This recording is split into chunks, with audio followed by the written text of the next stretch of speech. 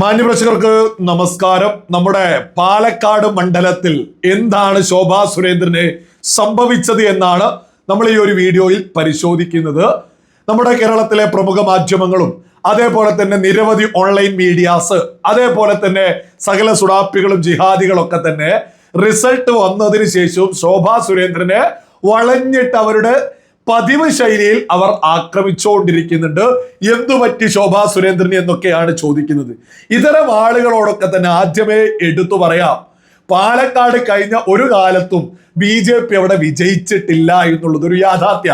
2011, 2016, 2021 ഇത്തവണയും അവിടെ കോൺഗ്രസ് തന്നെയാണ് അവിടെ വിജയിച്ചിട്ടുള്ളത്. അല്ലാതെ ഒരു തവണ പോലും BJP അവിടെ വിജയിച്ചിട്ടില്ല. ഇനി ശോഭാ സുരേന്ദ്രന്റെ മികവ് നമ്മളൊക്കെ ചാനലിലൂടെ നിരന്തരം പറഞ്ഞതിന്റെ അത് എന്തുകൊണ്ടാണ് നമ്മളൊക്കെ പറഞ്ഞത് എന്നതിന്റെ കൃത്യമായ ഒരു റിസൾട്ടാണ് നമ്മൾ ഈ ഒരു വീഡിയോയിലൂടെ മുന്നോട്ട് വെക്കുന്നത്. അതായത് 10,000-ലധികം വോട്ട് ഇത്തവണയും ശോഭാ സുരേന്ദ്രൻ പാലക്കാട് അധികരിപ്പിച്ചിട്ടുണ്ട്.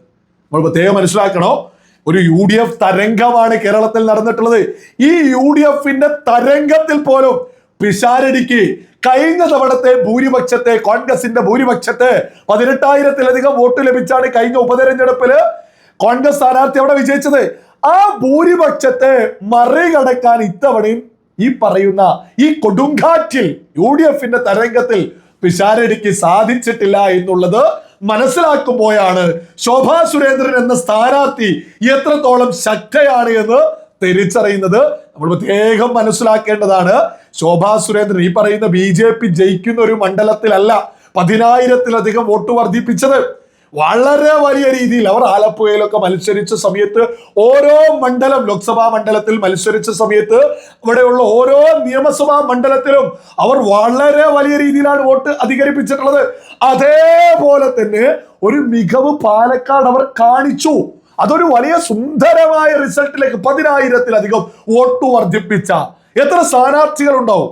പരാജയപ്പെട്ടിടത്ത് പോലും ഒരു പാർട്ടിക്ക് 10,000-ലധികം വോട്ട്. അതായത് കഴിഞ്ഞ ഉപതെരഞ്ഞെടുപ്പിൽ ലഭിച്ച വോട്ട് എന്ന് പറയുന്നത് BJPക്ക് ലഭിച്ചിട്ടുണ്ടായിരുന്നത് 39,549. അതിൽ നിന്ന് BJP അവിടെ വളർന്നു 49,912 വളർന്നു. BJPക്ക് പാലക്കാട് മണ്ഡലത്തിലും സംഭവിച്ചത് വളർച്ച തന്നെയാണ് എന്നുള്ളതാ വളരെ വലിയ യാഥാർത്ഥ്യം. കഴിഞ്ഞ തദ്ദേശ തെരഞ്ഞെടുപ്പിൽ അവിടെ ലഭിച്ചിട്ടുള്ള വോട്ട് എന്ന് പറയുന്നത് 37,902 വോട്ടാ. കഴിഞ്ഞ തദ്ദേശ തെരഞ്ഞെടുപ്പിൽ 37,902 വോട്ട് കിട്ടിയിടത്താണ് ഇത്തവണ അത് വളരെ വലിയ രീതിയിൽ വർദ്ധിച്ച് 49,912 എത്തിച്ചിട്ടുള്ളത്. ഇതൊരു സ്ഥാനാർത്ഥി എന്ന നിലയ്ക്ക് വളരെ മികച്ച പ്രകടന.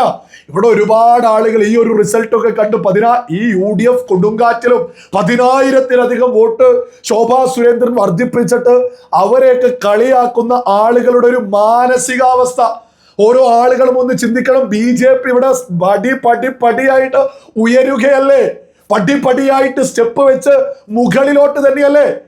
ഇത് കോൺഗ്രസോ LDF സ്ഥാനാർത്ഥിയുടെ കണക്കല്ല 10,000 വർദ്ധിപ്പിച്ചു എന്ന് പറയുന്നത്. BJP സ്ഥാനാർത്ഥിയായിട്ടുള്ള ശോഭാ സുരേന്ദ്രന്റെ കണക്ക 10,000-ലധികം വോട്ട് വർദ്ധിപ്പിച്ചുക. ഈ UDF കൊടുങ്കാറ്റിലും UDFിലേക്ക് വലിയ ബൾക്കായിട്ട് വോട്ട് പോയില്ല. വളരെ മികച്ച സ്ഥാനാർത്ഥിയാണ് പാലക്കാടിനെ സംബന്ധിച്ച് ശോഭാ സുരേന്ദ്രൻ. വളരെ മികച്ച രീതിയിൽ വോട്ട് നേടി. ഇനി ഓരോ മലയാളിയും വിവേകത്തോടു കൂടി തിരിച്ചറിയേണ്ട മറ്റൊരു വലിയ യാഥാർത്ഥ്യമുണ്ട്. കേരളത്തിന്റെ ചരിത്രത്തിൽ ആദ്യമായിട്ടാ ഒരു സ്ഥാനാർത്ഥിയെ സകല പ്രമുഖ മാധ്യമങ്ങൾ, ഓൺലൈൻ മീഡിയാസ്, ഈ പറയുന്ന സുഡാപ്പി ജിഹാദി സകലരും ഒറ്റക്കെട്ടായിട്ട് നിന്നിട്ട് വളരെ വലിയ രീതിയിൽ ഒരു സ്ഥാനാർത്ഥിയെ വേട്ടയാടിയത്. ഈ പണം കൊടുത്തു അങ്ങനെ ഇങ്ങനെ കള്ളക്കഥയുണ്ടാക്കിയിട്ട് വളഞ്ഞിട്ട്, അതായത് ഈ പറയുന്ന പ്രചരണമൊക്കെ കഴിഞ്ഞ് തൊട്ട് തലേ ദിവസം പോലും അവരുടെ പിന്നിൽ ഇന്നോവ കാറുകളിട്ട് ഗുണ്ടകളെ പോലെ കോൺഗ്രസ്സുകാർ ഒരു ഭാഗത്ത് വേട്ടയാടി. പ്രമുഖ മാധ്യമങ്ങൾ അവരുടെ വാഹനങ്ങളിട്ട് ഈ പറയുന്ന ശോഭാ സുരേന്ദ്രന് പിന്നാലെ തെണ്ടി നടന്നു. അങ്ങനെ സകലരും വളഞ്ഞിട്ട് ആക്രമിച്ച കേരള ചരിത്രത്തിൽ ഇതുപോലൊരു സ്ഥാനാർത്ഥിയെ വളഞ്ഞിട്ട് ആക്രമിക്കുന്നത് ഏതെങ്കിലും മലയാളി കേരള ചരിത്രത്തിൽ കണ്ടിട്ടുണ്ടോ? മുന്നണികൾ അങ്ങോട്ടും ഇങ്ങോട്ടും, പാർട്ടികൾ അങ്ങോട്ടും ഇങ്ങോട്ടും നമ്മുടെ പ്രമുഖ മാധ്യമങ്ങൾ ചേരി തിരിഞ്ഞ് ആക്രമണം നടത്തുന്നത് പോലെ വാർത്തകൾ സൃഷ്ടിക്കാറുണ്ട്. കോൺഗ്രസിനെതിരെ, CPM-നെതിരെ, മുസ്ലിം ലീഗിനെതിരെ, SCPI-ക്കെതിരെ, ഈ പറയുന്ന സകലർക്കുമെതിരെ വളഞ്ഞിട്ട് ആക്രമിക്കൂ. പക്ഷെ ഇത്തവണ SDPI, Popular Front, Jamaat-e Islami, CPM, CPI, Congress, ഈ പറയുന്ന മുസ്ലിം ലീഗ്, സകലരും ഒറ്റക്കെട്ട്, സകല പ്രമുഖ മാധ്യമങ്ങൾ ഒറ്റക്കെട്ട്, ഓൺലൈൻ മീഡിയാസ് മത്സരിക്കുന്നു, സകല സുഡാപ്പി ജിഹാദികൾ സോഷ്യൽ മീഡിയയിൽ. ഇവര് വളഞ്ഞിട്ട് ശോഭാ സുരേന്ദ്രനെ ആക്രമിച്ചിട്ടും അവരെ അത്രത്തോളം ആക്രമിക്കുമ്പോഴും ആ വിഷയം എടുത്തിട്ട് പറയുന്നു, ഓ പണം അങ്ങനെ കൊടുത്തു, ഇങ്ങനെ കൊടുത്തു. അതായത് ഒരു ഉളുപ്പുമില്ലാതെ ശോഭാ സുരേന്ദ്രനെതിരെ വേട്ടയാടൽ നടത്തിയ സമയത്തും കഴിഞ്ഞ തദ്ദേശ തെരഞ്ഞെടുപ്പിൽ 37,000 ചില്ലറയും വോട്ട് കിട്ടിയ സ്ഥലത്ത് 49,000 വോട്ടിലേക്ക് വർദ്ധിപ്പിച്ചിട്ടുണ്ടെങ്കിൽ അതൊരു ഒന്നാം തരം കേരളത്തിലെ നമ്പർ 1 സ്ഥാനാർത്ഥികളിൽ ഒന്നായിട്ട് തന്നെ ശോഭാ സുരേന്ദ്രൻ മാറി എന്നുള്ളതിൽ ഒരു തർക്കമാർക്കും. ഓരോ മലയാളിയും ചിന്തിക്കണം. ശോഭാ സുരേന്ദ്രനെ വേട്ടയാടിയതുപോലെ കേരളത്തിൽ മറ്റേതെങ്കിലും ഒരു സ്ഥാനാർത്ഥിയെ ആരെങ്കിലും വേട്ടയാടി ഒറ്റക്കെട്ടായിട്ട്, ഒരുമിച്ചൊറ്റക്കെട്ടായിട്ട്, നമ്മൾ പ്രത്യേകം മനസ്സിലാക്കണം, പിഷാരടിയെ സ്ഥാനാർത്ഥിയാക്കിയത് തന്നെ ശോഭാ സുരേന്ദ്രനെ എങ്ങനെയെങ്കിലും ഒന്ന് ജയിപ്പിക്കാതിരിക്കുക. എന്നിട്ട് ആ പിഷാരടി പോലും ഭൂരിപക്ഷം ഈ UDF തരംഗത്തിലെ കഴിഞ്ഞ ഉപതെരഞ്ഞെടുപ്പിൽ ലഭിച്ച വോട്ട് വാങ്ങാൻ ഈ പറയുന്ന കോൺഗ്രസിന് സാധിച്ചിട്ടില്ല. പക്ഷെ 10,000-ലധികം വോട്ടിലേക്ക് ഈ പറയുന്ന പാലക്കാട് ശോഭാ സുരേന്ദ്രൻ നേടിക്കഴിഞ്ഞു. അവർ മത്സരിക്കുന്ന ഓരോ സ്ഥലത്തും മികച്ച പ്രകടനം കാഴ്ചവെച്ചിട്ടുണ്ട്. നമുക്ക് BJP കേരളത്തിൽ മത്സരിച്ച ഓരോ മണ്ഡലങ്ങളും എടുത്ത് ചർച്ച ചെയ്യാം. BJP എത്രത്തോളമാണ് കേരളത്തിൽ വളർച്ച നേടിയിട്ടുള്ളത്, എത്രത്തോളാണ് ജയത്തിന് അരികെ എത്തിയിട്ടുള്ളത്. ഒരു തർക്കമില്ലാത്ത വിഷയമാണ് കേട്ടോ. ഈ പറയുന്ന ബംഗാളിൽ 3-ൽ നിന്നാണ് BJP ഇവിടെ ഈ പറയുന്ന ബംഗാളിൽ 207-ലേക്ക് എത്തിയത്. 2016-ൽ വെറും 3 ബംഗാളിലെ BJP ആണ് അവിടെ 207. മമതയെ പോലെ ശക്തിയായിട്ടുള്ള ഒരു ലീഡറും ഇന്ന് കേരളത്തിൽ ഇല്ല എന്നുള്ളത് മറ്റൊരു യാഥാർത്ഥ്യം. ശക്തനായ ഒരു നേതാവായിട്ടുള്ളത് പിണറായി ആയിരുന്നു. ആ പിണറായി ഏതായാലും പതനം സംഭവിച്ചു എന്നുള്ളത് മറ്റൊരു യാഥാർത്ഥ്യം. പിണറായിയെ പോലെയും മറ്റൊരു നേതാവ് ഇന്ന് കേരളത്തിൽ ഇല്ല എന്നുള്ളതൊക്കെ ഒരു വലിയ യാഥാർത്ഥ്യമാണ്. അപ്പൊ മമതയെ പോലെ ഒരു ശക്തയായ ലീഡർ പോലും ഇല്ലാത്ത കേരളത്തിൽ ഇന്ന് 3 സീറ്റ് BJPക്ക് ലഭിച്ചിട്ടുണ്ടെങ്കിൽ ഈ ശോഭാ സുരേന്ദ്രന്, രാജീവ് ചന്ദ്രശേഖർ, കെ സുരേന്ദ്രന്, ഈ പറയുന്ന ആളുകൾ, വി മുരളീധരന്, VB ഗോപകുമാർ, ഇങ്ങനെ നിരവധി ഈ പറയുന്ന BJPയുടെ നേതാക്കന്മാർ മുന്നിൽ നിന്ന് അങ്ങ് നയിക്കൽ തുടങ്ങിയാൽ ഈ വരുന്ന അടുത്ത തിരഞ്ഞെടുപ്പിലൊക്കെ കേരളത്തിൽ വരാൻ പോകുന്നത് വലിയ റിസൾട്ട് തന്നെയാ. ഒരു തർക്കമില്ലാത്ത വിഷയ.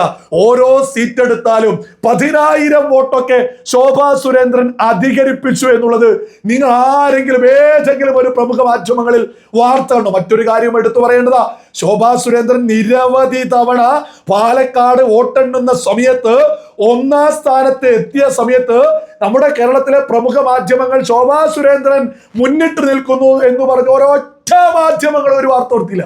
പല തവണ നമ്മൾ പ്രത്യേകം ശ്രദ്ധിച്ചിട്ടുള്ള ഒരു കാര്യമാണ്. നിരവധി തവണ ശോഭാ സുരേന്ദ്രൻ പാലക്കാട് പല റൗണ്ടുകളിലും 1-ാം സ്ഥാനത്തെത്തിയപ്പോഴും നമ്മുടെ പ്രമുഖ മാധ്യമങ്ങൾ കണ്ണടച്ചിരുന്നിട്ടുണ്ട്. ഇതൊക്കെ മലയാളികൾ വിവേകത്തോടു കൂടി തിരിച്ചറിയണം. ശോഭാ സുരേന്ദ്രൻ പടവെട്ടിയിട്ടുള്ളത് സകല കേരളത്തിലെ പ്രമുഖ മാധ്യമങ്ങൾക്കെതിരെ, സകല പാർട്ടികൾ, അതായത് SDPI, Popular Front, Jamaat-e Islami, Congress, CPM, CPI, Muslim League, സകലർക്കുമെതിരെയാണ് ശോഭാ സുരേന്ദ്രൻ പടവെട്ടിയത്. അവിടെ 10,000-ലധികം വോട്ട് പിടിച്ചു എന്നൊന്നും പറയുന്നത് ഒരു ചില്ലറ കാര്യമല്ല. അതൊരു ഒന്നൊന്നര റിസൾട്ട് തന്നെയാ.